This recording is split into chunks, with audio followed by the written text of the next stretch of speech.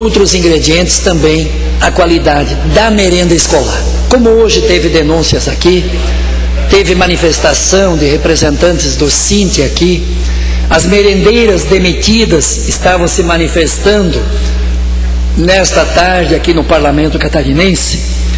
Eu quero pegar um eixo de discussão aqui para denunciar a gravidade que se encontra o processo que foi de licitação da merenda escolar.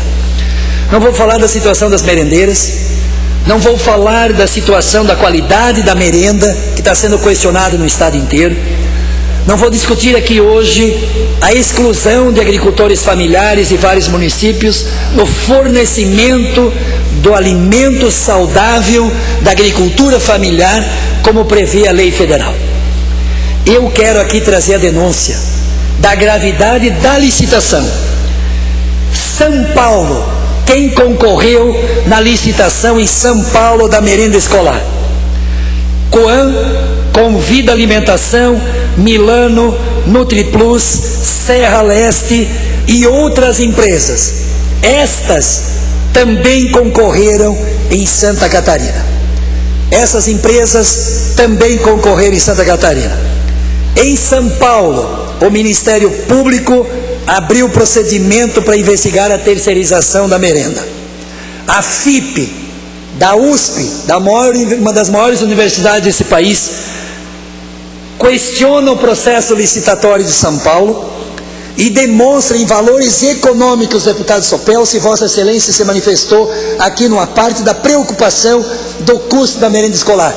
A USP tem um estudo que demonstra que em São Paulo o custo da merenda escolar feita pela administração direta, pelo governo, é inferior, é menor do que a terceirizada. Porque pela lógica de uma empresa privada, tem o lucro, tem a logística, tem outros ingredientes que incidem sobre a merenda. O edital em São Paulo tem sinais de ser dirigido, porque restringiu várias empresas de participar da concorrência, como prevê a Lei 866 das licitações ou outras leis federais, que, contradizendo as próprias leis e a própria lei de licitação, eles colocaram critérios para que algumas empresas poderiam participar e outras não. A Lei 8666 de 93 e a 10520 de 2002. As exigências de índices contábeis excessivos e qualificação excessiva. O edital foi dividido em 6 lotes. Agora vem o que é grave. Durante o pregão presencial, as empresas pediram suspensão de 15 minutos.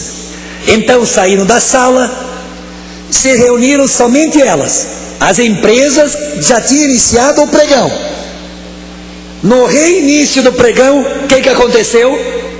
Várias empresas desistiram de vários lotes. O que aconteceu? As vencedoras distribuíram os lotes, os 6 lotes. Daí ganhou SP Alimentação, Sistal, Coam, Convida Alimentação, Terra Azul e NutriPlus. Após o resultado, alguns funcionários da Prefeitura de São Paulo pediram exoneração.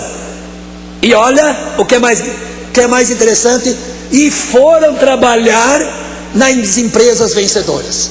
Isso aconteceu em São Paulo.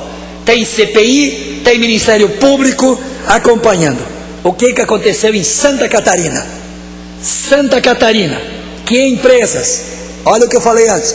Coam, Convida Alimentação, Gente Nutrição, Milano, NutriPlus, Risotolândia e Serra Leste. Com exceção da Gente Nutrição e Risotolândia, todas as demais concorreram também em São Paulo. O Tribunal de Contas de Santa Catarina, através de seus técnicos, tomaram a decisão e um parecer para anulação do processo de concorrência em Santa Catarina. E na primeira decisão os conselheiros também acompanharam os técnicos. Só na segunda reanálise, que os técnicos mantiveram a posição, os conselheiros tiveram uma outra posição para continuar a concorrência aqui em Santa Catarina.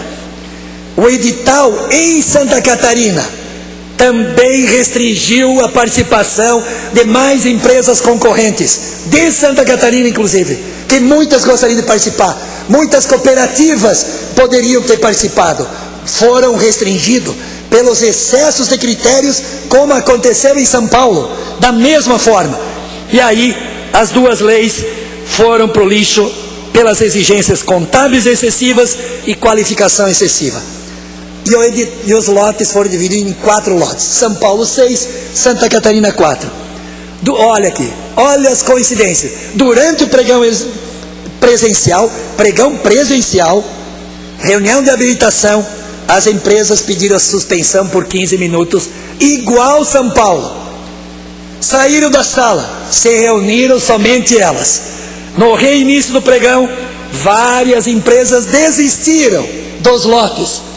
E aí, igualzinho a São Paulo, foi encerrada a reunião de habilitação, ficando a reunião e abertura dos envelopes com o valor para outra data, conforme previa o edital. E as vencedoras, Convida Alimentação, Risotolândia e NutriPlus. De 4, 3 iguais a São Paulo. 3 iguais a São Paulo. O que nós queremos dizer com isso? Que o sistema montado em Santa Catarina é o mesmo denunciado na Prefeitura de São Paulo, denunciado pelo Ministério Público, denunciado pela USP nos estudos econômicos, denunciado na forma de licitação produzida aqui na terceirização. Então nós estamos diante de um problema seríssimo e grave de denúncia da licitação, do jeito que foi feito em São Paulo, questionado, foi feito em Santa Catarina. No ditado popular diz, teve chucho, é chucho mesmo, esse é o ditado popular, fizeram chucho. Como é que eu, que fui prefeito de uma cidade, Sopelso foi prefeito também, na sua época não tinha pregão eletrônico, na minha época já nós estávamos implantando pregão eletrônico. Como é que você imagina?